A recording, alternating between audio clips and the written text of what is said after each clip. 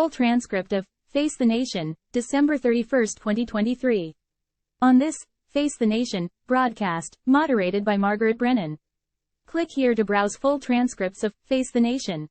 Margaret Brennan. I'm Margaret Brennan in Washington. And this week on Face the Nation. At year's end, America's immigration system is in crisis. Will 2024 finally bring some solutions?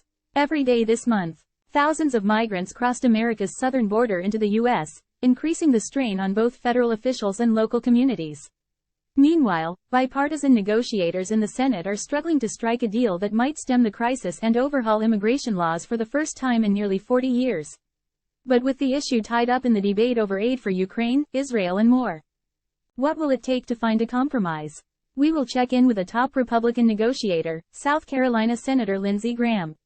And we will hear from two Democratic mayors who say the influx of migrants has brought their cities to a breaking point, and they want more help from the Biden administration.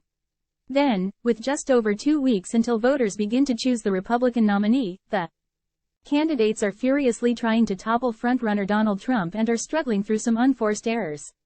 Begin VT. Nikki Haley, our presidential candidate. What do you want me to say about slavery? End VT. Margaret Brennan. But is Trump's own candidacy in jeopardy, as 2 states seek to disqualify him, citing his role in the attack on the U.S. Capitol?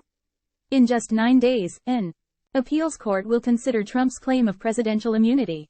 Special counsel Jack Smith warns in an urgent new court filing that all presidents can be held criminally liable and Trump should face consequences for trying to seize power despite losing the 2020 election. We will get the latest from election law expert David Becker.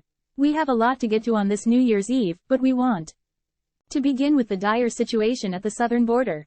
New Customs and Border Protection data obtained by CBS News show that agency is on track to process more than 300,000 migrants, an all-time monthly high. That includes record numbers of families and children. Meanwhile, cities, states and federal law enforcement report being overwhelmed as the ripple effects spread from border communities to all across the country. And, for the latest, we are joined now by CBS immigration and politics reporter Camilo Montoya Galvez. Camilo, you have done some extraordinary reporting on this. Can you tell us, what is really driving the sharp increase and who is making up the majority of migrants? Camilo Montoya Galvez. I think, Margaret, the more precise answer I can give you is that the push and pull factors that historically have driven migration to the U.S. have intensified to a degree that I don't think we have ever seen in U.S. history. We have a relatively stable economy here with many job openings, and that is driving a lot of migration. We also have an immigration system that is massively backlogged and cannot determine quickly who qualifies for asylum and who does not. That also attracts migration. Those are the pull factors.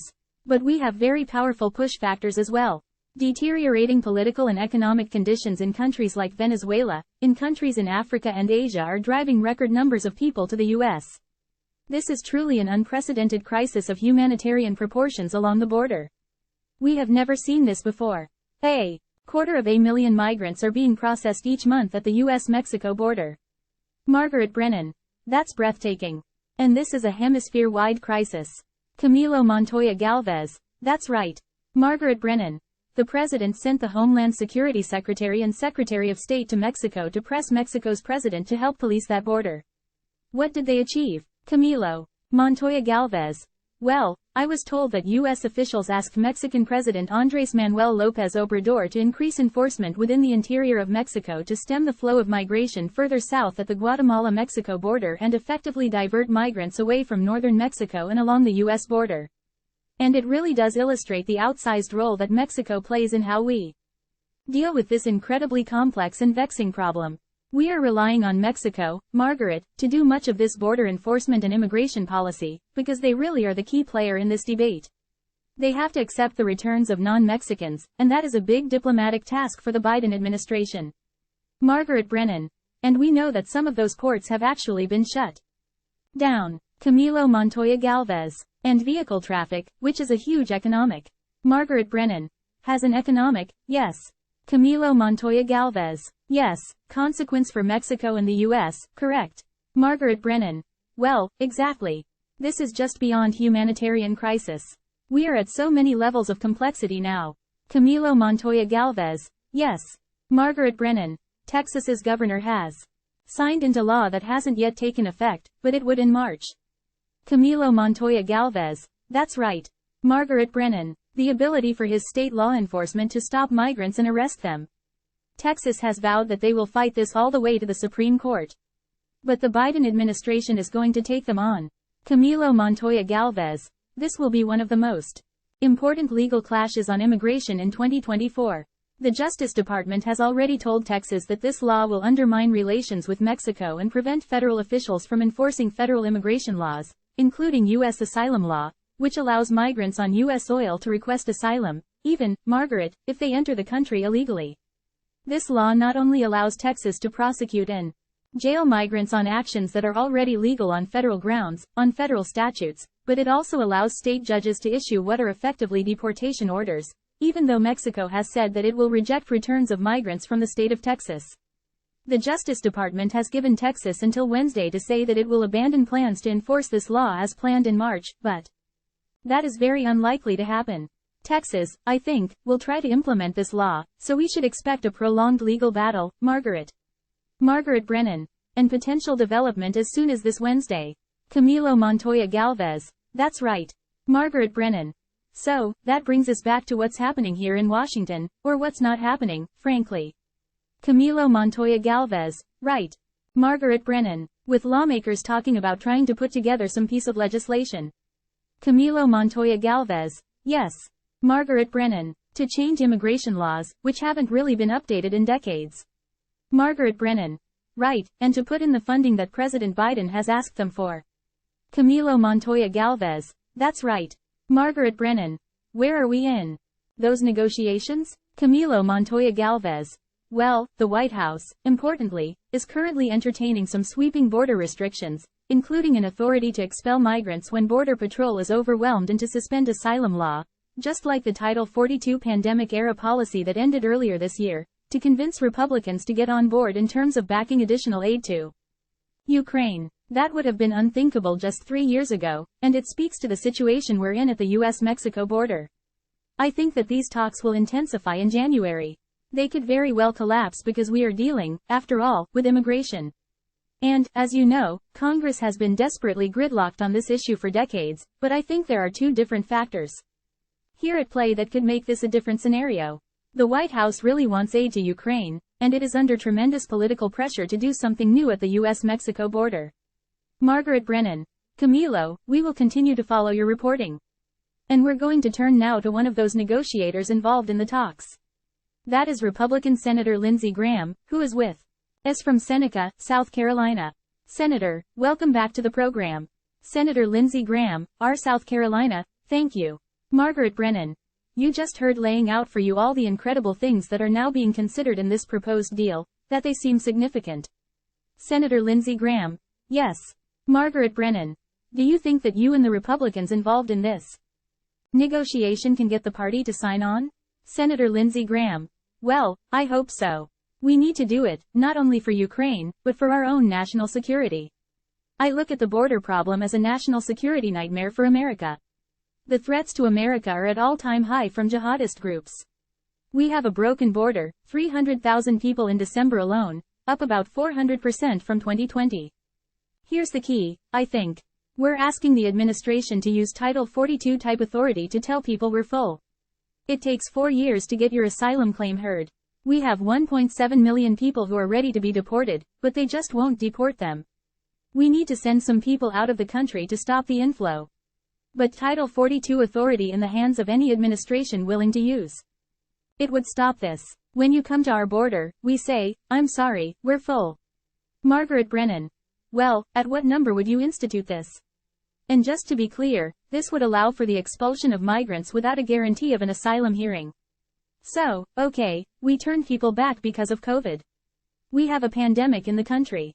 Our system is broken. You're going to have mayors talking about more money to help relocate migrants. Margaret Brennan, right. Senator Lindsey Graham, we're not going to have a Remain in Texas policy.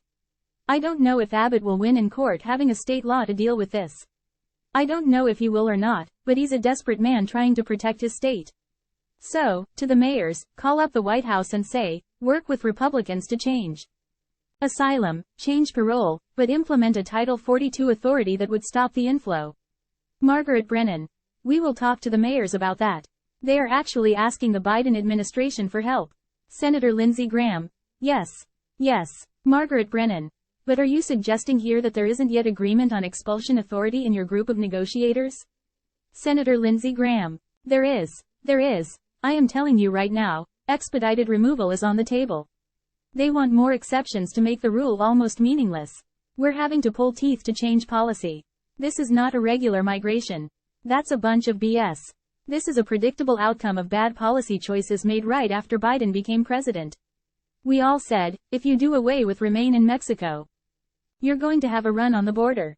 Bad choices led to this. Margaret Brennan. Well, you know the Supreme Court got involved in that. And that's complicated with the Mexican government too. Margaret Brennan. You have suggested in interviews that parole was a sticking point, specifically, that part of the policy. Senator Lindsey Graham. It still is. It still is. Margaret Brennan. Is it the deal breaker for you? What do you want to change? Senator Lindsey Graham. Well, under our law, you're supposed to parole people on an individual basis. They're using humanitarian parole, a concept not even in law, to parole people at $145,000 a clip. I want to go back to the original intent of the law. I don't want to do anything dramatic. I just want to enforce the law. The asylum laws are being abused. Let's change them. Title 42 authority needs to be reapplied here on the concept that America is full. If you have to wait 4 years for an asylum hearing, let's slow down the asylum system. 1.7 million. Margaret Brennan. Okay. Senator Lindsey Graham. People are ready to be deported. Let's deport them before we let new people in. Margaret Brennan. So, you said you are not asking for what the House was demanding, this bill known as H.R. 2. Margaret Brennan. Have you been talking at all to Speaker Johnson about what he would be willing to put on the floor? We need policy changes that address the pull factors. There's nothing irregular going on in the world. This was created by policy choices that created new pull factors. So, asylum reform, limitations on parole, re-invoking Title 42, I think, would be enough to get it through the House. The policy changes have to be real. We have to start deporting people to slow down the inflow. If you see people leaving the country, people are less likely to show up at the border. So I'm urging the Biden administration, when Trump gets to be president, if he does. Margaret Brennan. Yes. Senator Lindsey Graham. If you're here illegally, you're going to be deported. There's going to be mass deportation under Donald Trump of people here in violation of the law who have received a final order of deportation. They're going to be going. Margaret Brennan. Well, some of those have restarted in terms of Venezuela. As you know, there are a lot of complicating diplomatic factors here with some of the countries you're talking about. But I want to make sure I ask you about the connection here to Ukraine. Senator Lindsey Graham. Sure. Margaret Brennan. You have seen this incredible attack. Senator Lindsey Graham. Yes. Yes. Margaret Brennan. By Russia on Kyiv, some of the most significant missile attacks since this war has begun. Senator Lindsey Graham. Yes. Margaret Brennan. And it happens days after the United States sends the last shipment of aid for 2023. Do you see a connection? And when will Ukraine aid actually be able to get through the Senate? Senator Lindsey Graham. It will be a package. I want to help Israel. They're under siege. And I'm not objecting to Secretary Blinken sending them weapons as an emergency declaration. I think it makes sense. Ukraine, I want to help desperately, but we have got to help ourselves. I cannot come back to South Carolina and talk about giving aid to Ukraine and Israel if the border is still broken. It is not broken. It's in chaos. I cannot tell you the humanitarian problems people are suffering due to this immigration. Senator Lindsey Graham. So, Ukraine aid has to be tied to border. Margaret Brennan. Right, but we're still not there on border. So both seem very much at risk right now. Senator Lindsey Graham. Right. Yes. Here's what I would tell the Biden administration. Accept the idea that we're full. Give us, take the tools we're willing to give you to stop the inflow. Start deporting people here who should be deported. Then you will turn things around pretty quickly. To the Biden administration. Accept the tools that will change things and will get money for Ukraine. Margaret Brennan. I want to also make sure, since you are on the Judiciary Committee, I ask you about what is happening right now with this pressure for the Supreme Court eventually potentially to take on some of these cases involving the election. Senator Lindsey Graham. Yes. Sure. Margaret Brennan. You said back in 2021, after the Senate impeachment trial, you said of Donald Trump, the president's conduct is subject to the law of the land. If you believe he committed a crime, he could still be prosecuted after he's out of office. Do you stand by that statement that Mr. Trump could be prosecuted and criminally liable? Senator Lindsey Graham. Yes, it depends on what the conduct is. Now, if you're doing your job as president and, January the 6th, he was still president, trying to find out if the election was on the up and up, I think his immunity claim, I don't know how it will bear out, but I think it's a legitimate claim. But they're prosecuting him for activity around January the 6th. He didn't break into the Capitol. He gave a fiery speech, but he's not the first guy to ever do that. So, at the end of the day, I think this case will not go to trial before the election. I think there are more legal issues around this than you can even imagine about what can a president do as president, what are the limitations of being president? Margaret Brennan. But, to be clear, you do not believe that a president should be immune from prosecution if he committed a felony? Senator Lindsey Graham. Well, it depends on, right? I mean, nobody's immune from the law, but you do have presidential immunity to do your job. I mean, I have immunity to do my job under the speech and debate clause. That's what the legal issue is. This went before the nation through impeachment. He got acquitted. I think January 6th is baked into the cake. I think the Jack Smith cases are not changing the political outcome in polling. We will see what the court does. At the end of the day, Donald Trump is in a good position to win the Republican primary, because Republicans believe he had a good presidency. And I think he can win the general election. And all these, like in Maine, knocking him off the ballot, the Secretary of State in Maine is a pretty radical person. She said the Electoral College was a product of white supremacy. No, it's a product of negotiation. Civil War was about slavery. The Electoral College was about negotiations between small states and large states. Margaret Brennan. Well, all this will go to the courts, as you're laying out there. Margaret Brennan. We're going to talk about that ahead with David Becker, our election law expert. Senator Graham, good to have you with us. Face the Nation will be back in a moment. Stay with us. Announcements. Margaret Brennan. For more on how immigration is affecting communities across the U.S., we turn now to two Democratic mayors, Chicago's Brandon Johnson and Denver's Mike Johnston. Gentlemen, welcome to Face the Nation. Brandon Johnson, D. Mayor of Chicago, Illinois, good morning.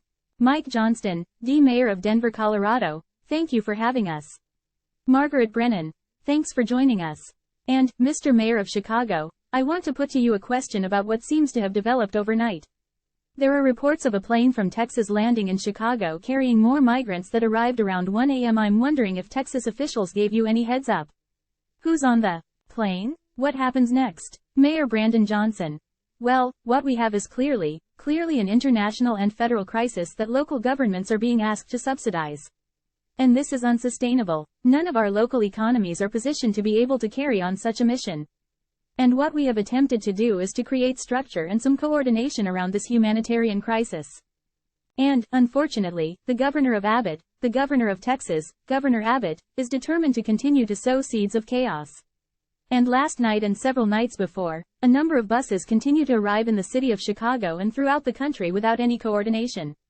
And now he's taken on this very dangerous task of placing individuals on airplanes and flying them into our various cities. This is certainly a matter of, not just of our national security, but it's the type of chaos that this governor is committed to administering. Margaret Brennan. Mr. Mayor of Denver, to be clear here, I know that you have looked at New York and Chicago making decisions to restrict bus arrivals. Are you trying to take measures in your city to restrict them from even arriving in the first place? Mayor Mike Johnston. No, all we want is a system that is humanitarian for both the new folks that are arriving and for our cities and our city employees. And so we understand there will be an inflow. We have already had 35,000 migrants arrive to Denver. We have successfully helped them integrate into the country here. What we don't want is people arriving at 2 o'clock in the morning at a city and county building with women and children outside in 10-degree weather and no support. And so we want buses here to do whatever the bus does, which is land at a bus station and a bus stop and hours when we can have staff there to receive them and to direct them towards services. And so we understand the flow is coming. We just want it to be coordinated, and in a humanitarian way, which we think makes it effective for the city and for those newcomers. So that means things like arriving 8 o'clock to 5 o'clock Monday to Friday with notice. Margaret Brennan. Right. And I understand that you haven't been able to get the state of Texas to stop sending people. But when it comes to your party's leadership, as Senator Graham said, you have asked the White House for more help. Did they respond to your public call? Mayor Mike Johnston: Yes, we've talked to the White House. We've talked to leadership there. We think they agree on the core needs that we see. I mean, we think this is a solvable problem. There are key priorities we need. We need federal dollars to help support our work here in the cities. We also need federal dollars for more support at the border. The ability to adjudicate asylum claims more quickly, so they can be done in 90 days, and not in 4 to 6 years. That makes a massive difference. If we have the resources for cities to support us, when people arrive, we actually have work authorization when they get to a place like Denver, so we can put them to work, which is what they want, and we have a coordinated entry plan. Where it's not just the governor of Texas deciding what cities to send people to, but it's actually the way we've welcomed asylees in this country for years. Margaret Brennan: Mayor Mike Johnston: When we had asylees from Afghanistan or Ukraine, we had federal support, we had coordinated entry, we had work authorization. Margaret Brennan: Yes, Mayor Mike Johnston, and those efforts worked quite smoothly. America knows how to do this. We think we can do it here. Margaret Brennan: Right, those are different programs for those refugees. But I hear your point on the work authorization. Mayor Johnson of Chicago: Did the White House give you what you need in your public call this week? Mayor Brandon Johnson: Well, look, I think there's no secret here that we need comprehensive immigration reform. This comprehensive immigration reform would certainly transform this situation. In fact, it solves this crisis. What we have said repeatedly is that we need Congress to act to provide the resources that are needed in order to carry out this mission. But what we can't have is a governor in the state of Texas acting the way he is acting. And, quite frankly, the rogue buses that are being dropped off across this country in the middle of the night, leaving people with no real support at all, no coordination with the local municipalities, that type of chaos it's certainly dividing our country. And we need better coordination between all levels of government to be able to respond to this mission. Margaret Brennan: When you reach out to the governor, I'm assuming you have, do you get any response? Mayor Brandon Johnson: Well, we sent an entire delegation to the border to see firsthand what's happening at the border. I have actually spoken with leaders of the Mexican government. They're having the same challenges that we're having here in America. And so there has to be a real coordinated effort to be able to respond to this crisis. Again, putting people on airplanes and dropping them off in the city of Chicago and Denver, New York, without any coordination, without a manifest, I don't know how many federal laws or aviation laws he can be violating. But this type of chaos is not what's needed in this moment. We need a coordinated effort between all levels of government to ensure that this humanitarian mission that's an international crisis is met with the type of civility and sanctity that's required. Margaret Brennan: Understood. I mean, I checked the weather in both of your cities. It's 32 degrees in Chicago. It's 25 degrees in Denver. I'm guessing someone walking across from Mexico isn't outfitted for that kind of frigid arrival. Mayor Brandon Johnson: Yes. That's absolutely right. Crosstalk. Mayor Mike Johnston: We say that every day. We have folks arrive in t-shirts and sandals. Margaret Brennan: Yes. I want to talk about this more, but I have to take a commercial break. So, if you would both stay with us. As we do that, I will be right back with you and be back with you all in a moment. Margaret Brennan: Tune in to Face the Nation next Sunday for an interview with House Speaker Mike Johnson. We will travel to the border to speak with him, getting his thoughts on immigration reform and the rest of the agenda in Washington, as Congress begins a new year. Margaret Brennan: And we will be right back with the mayors of Denver and Chicago, as well as our election law expert, David Becker. Margaret Brennan: Welcome back to Face the Nation. We pick up where we left off with Denver Mayor Mike Johnston and Chicago Mayor Brandon Johnson. Gentlemen, I do want to pick back up on one of the points you raised. Mr. Johnston of Denver, the White House says it takes 30 days to process work permits and temporary protected status for some of these migrants. You're saying you need people to arrive ready to work. What happens in that 30-day period? Why is that not fast enough? Mike Johnston, Mayor of Denver: Yes, we were grateful for the government's action, including the Secretary's action, to provide temporary protective status for Venezuelans who arrived before July 31st. We advocated for that. They made that change. That was a huge help. The challenge now is Venezuelans who have arrived in the last several months are not eligible for that temporary protective status.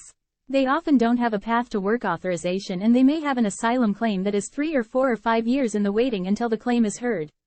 And so the challenge on our city streets, we have folks that are here who, whenever I talk to migrants, I was with them yesterday, they'll just say, I only want one thing, which is the ability to work. And we have employers calling me every day saying, hey, Mayor, I have open jobs, can I please hire these folks?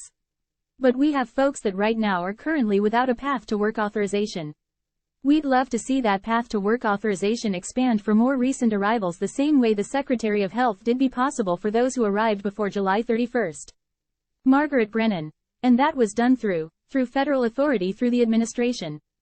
But changing the law would require Congress to alter some of these programs.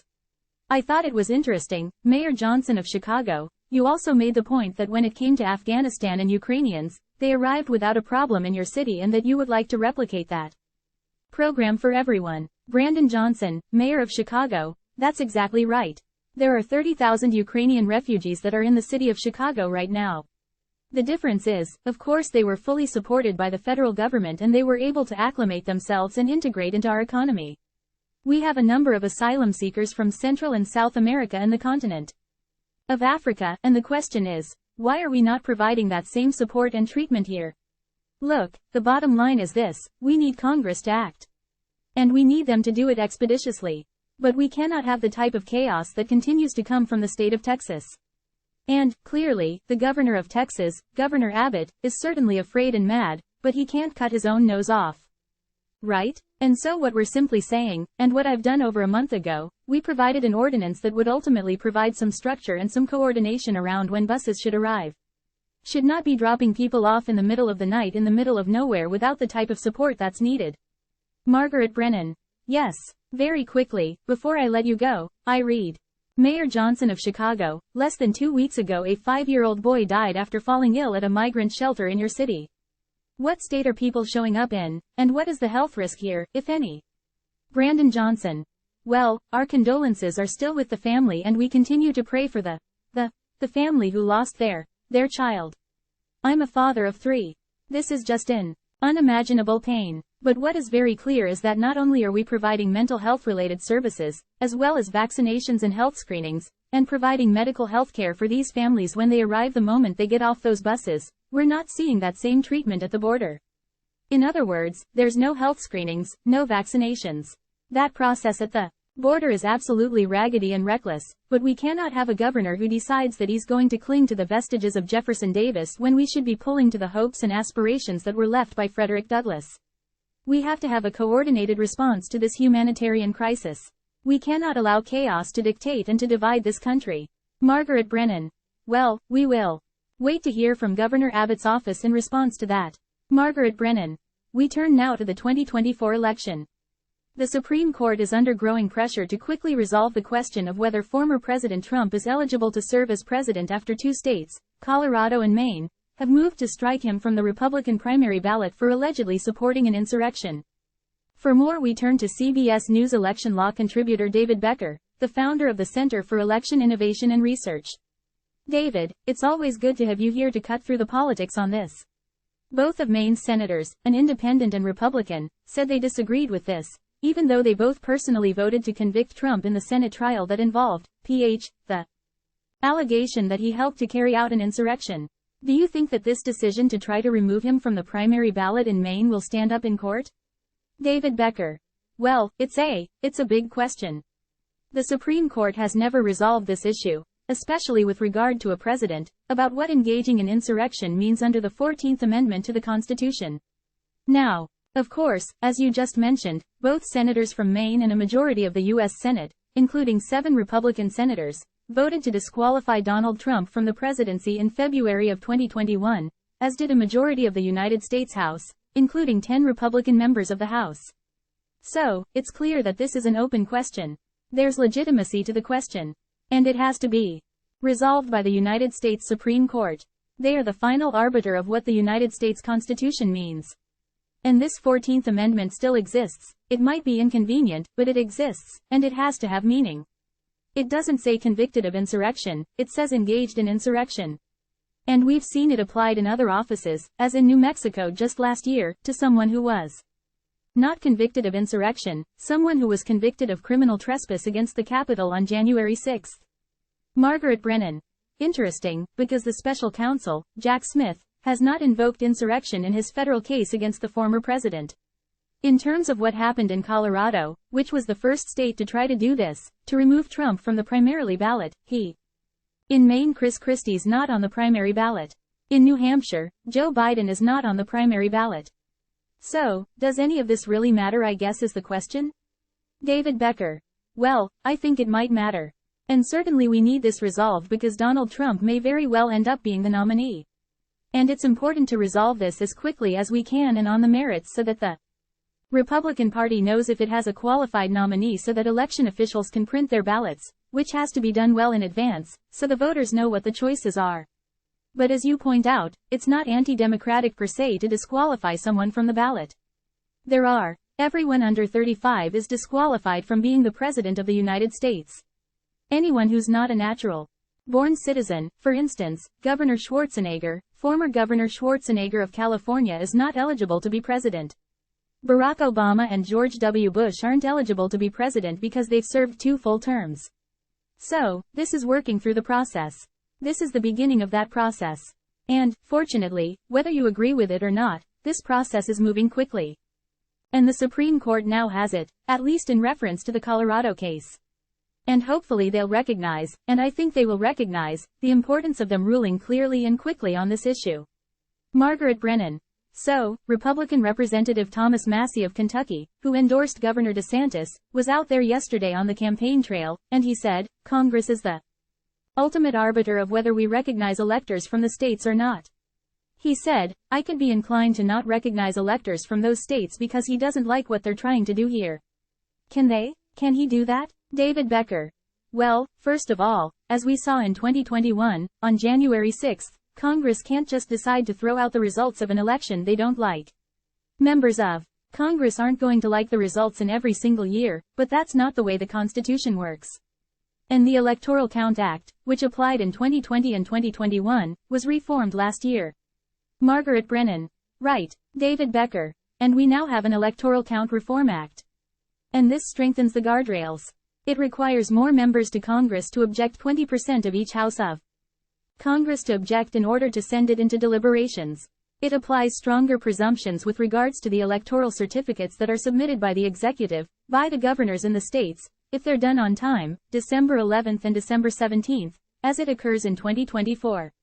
So, I think it's going to be very difficult for Congress to just dismiss that.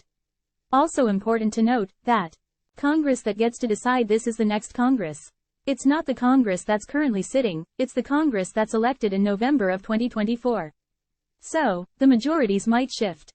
And so assumptions made now might not apply in January 2025. Margaret Brennan.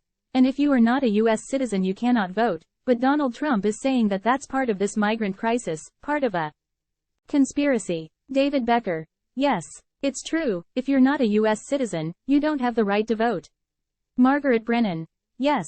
David Becker. The protections in place are stronger than ever before. Margaret Brennan. Yes. David Becker. There's federal law that is applied for over 2 decades that requires every voter to show ID in order to register to vote. Margaret Brennan. Yes. David Becker. And we've studied this for years, and we know that fraud is very, very minimal. Margaret Brennan. Now to the latest in the war between Israel and Hamas. IDF ground forces are pushing deeper into southern Gaza and warplanes are striking refugee camps in the center of the territory. Ian Lee is in Darrow, near the Gaza border, with more. Begin VT. Ian Lee, voiceover, street by street, house by house. Israeli forces press the offensive deeper into Gaza, targeting Hamas and their massive tunnel network, including what Israel says is the headquarters of Hamas leader Yahya Sinwar. Militants fight back, putting up stiff resistance. Last night, Prime Minister Benjamin Netanyahu told Israelis the war could last months longer, saying, "We continue to fight until the completion of all the objectives of the war. But more fighting means more suffering for the people of Gaza. Nearly 2 million Palestinians have fled their homes cold and hungry. Tents now dominate the southern Gaza city of Rafah. CBS News witnessed thousands standing in a food line, their only hope for a meal. Amina al-Rafi, PH, fled Gaza City with her 4 children. A can of chickpeas is all they have. to eat. We face cold, hunger, and thirst. The water is salty. As for hygiene, it's hard to keep clean, she says. The UN reports widespread outbreaks of disease, including respiratory infections and diarrhea. While in the West Bank, violence spiked after Hamas' October attack. Israeli military has killed more than 300 people since then. The UN is now warning of the rapid deterioration of Palestinian rights in the territory. And in northern Israel, militants launch rockets, mortars and missiles from Syria and Lebanon. Israel responds in force. Man. So we were called on. Ian Lee, voiceover, Captain Eitan, PH, of the Northern Parachute Brigade showed me their positions. They're all that stands between Hezbollah and Israeli communities.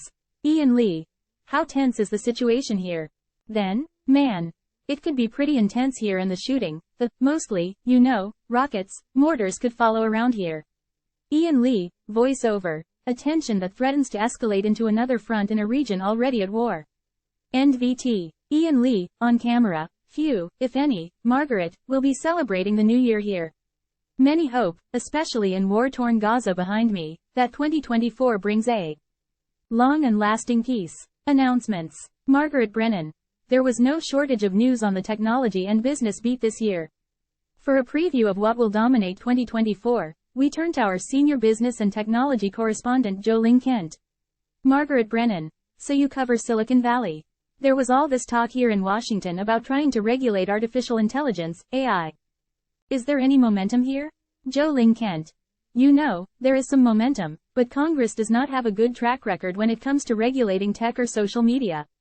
And artificial intelligence appears to be yet another difficult challenge for them.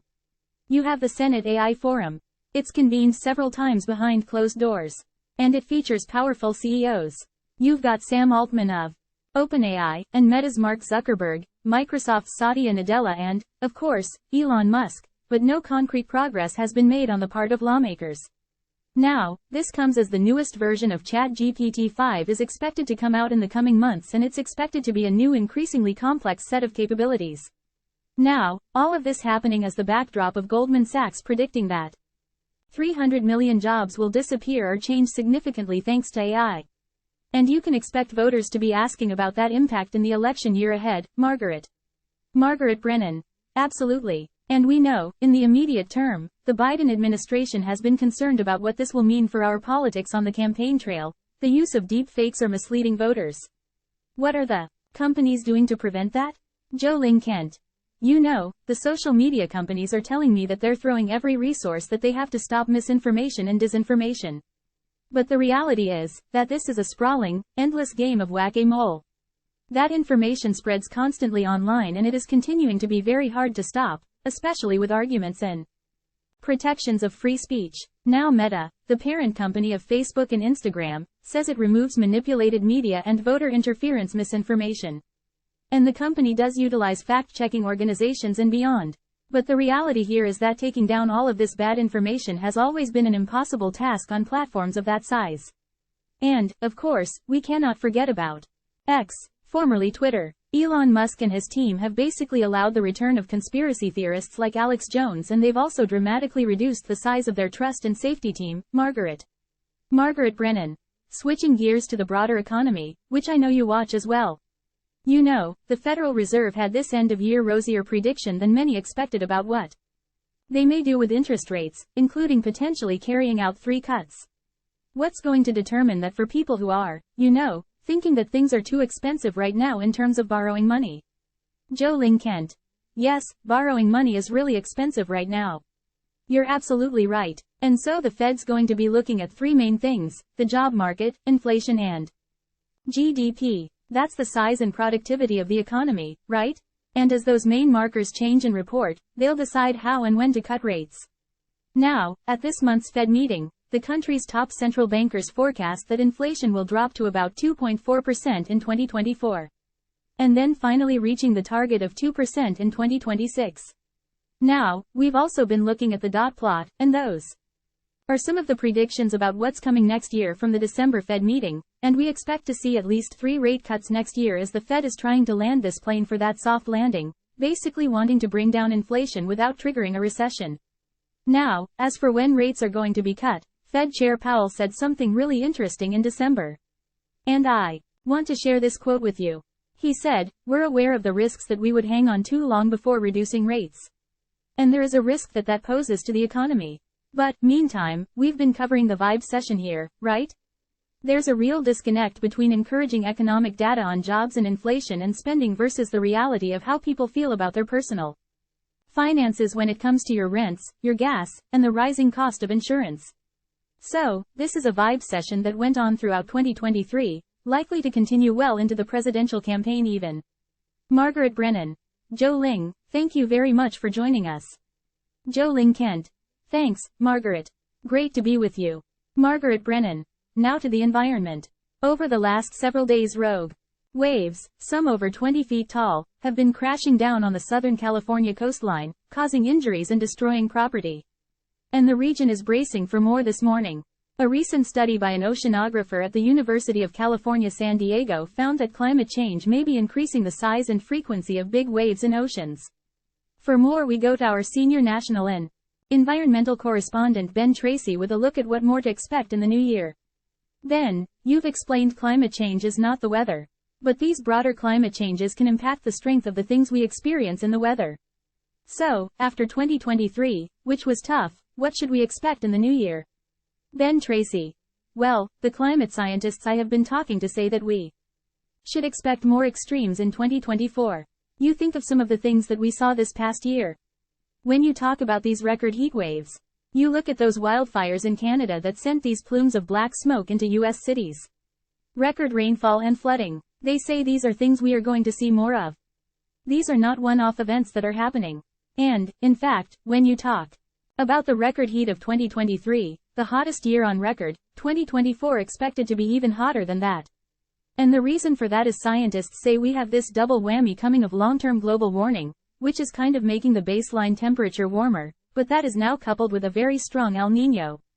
That's the warming of the tropical Pacific waters, and that tends to spike temperatures around the planets. And all of this is going to continue to happen as long as we continue burning fossil fuel.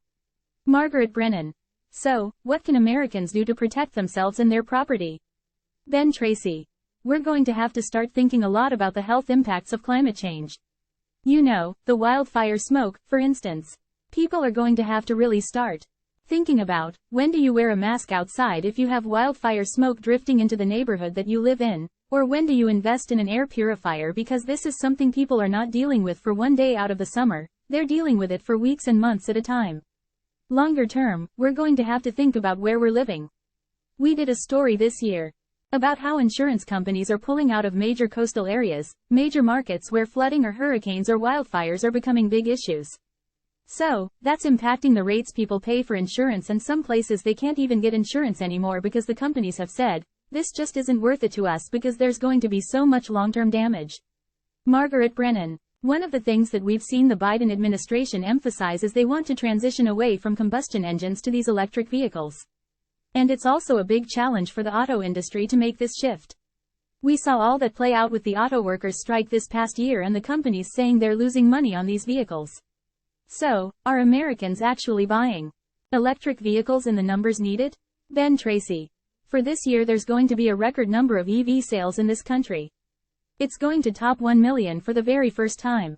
They now make up about 8% of new car sales in the United States. So, EV adoption is actually growing year over year, and it has for the last couple of years, but it's not growing as fast as they once thought. And some of the reason for that is because these cars are still very expensive when you compare them to internal combustion engine vehicles, and people do have real concerns, not only about the range in terms of how far their car can go, but when they do need to charge, are they going to be able to get one on the side of the road? And that has been one of the major impediments to people adopting these cars. And you're now seeing the automakers, which had these grand plans for rolling out all these new models, they're starting to slow roll that and saying, you know, we're not going to put these on the market quite as fast as we thought and not in the number that we thought. Margaret Brennan. What's the hold up with getting the chargers rolled out? Ben Tracy. So, that is one of the big things. There is $7.5 billion from the infrastructure law that was passed more than 2 years ago to create a charging network across the country. And just this month, you know, almost 2.5 years later, they finally installed the first charging station with that money. It actually is. It's in place in Ohio at a truck stop. I'm told there's a Waffle House right down the street. So, if you're charging up, you can also get a little breakfast.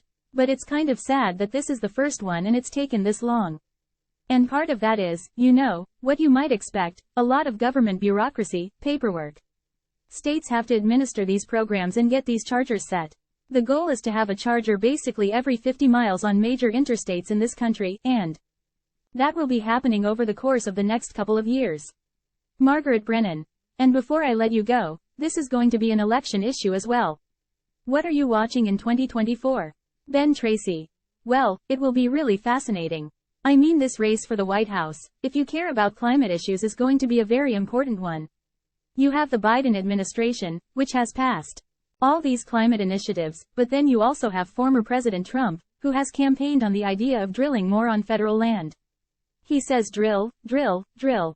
He has called the transition to electric vehicles the transition to hell. So, he has very strong opinions about these things. And you also have other Republican candidates who are campaigning on repealing some of the Biden administration's, landmark climate legislation. So, depending on how this election turns out, you could see some real changes in the climate space. Margaret Brennan. That's it for us. Happy New Year. Thanks for watching.